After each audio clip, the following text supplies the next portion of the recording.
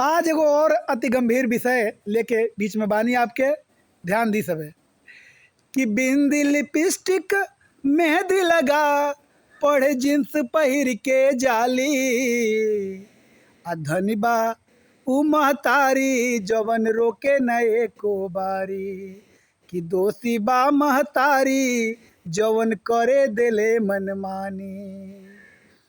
बेटी हिया नदान न जाने जग के रीति नीति आ बेटा के डटब ना त धली राह कुरीति। फेसबुक यूट्यूब और मोबाइल खूब नंगा सीन देखावत बा देख के नौहा भरम में बाणे केहू नहीं समझावत बा। बात चली तो कई लोग दोषी में आई कि इया बाबा अलगा रहे स्कूल न फर्ज निभावत बा। साधु मौलवी ढोंगी भैले आपन जेब गरमावत बा।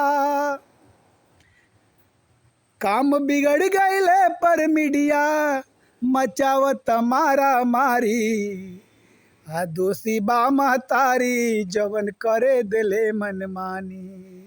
बिंद लिपस्टिक मेहंदी लगा पढ़े जींस पहिर के जाली अधिक बाऊ महतारी जवन रोके न एको बारी।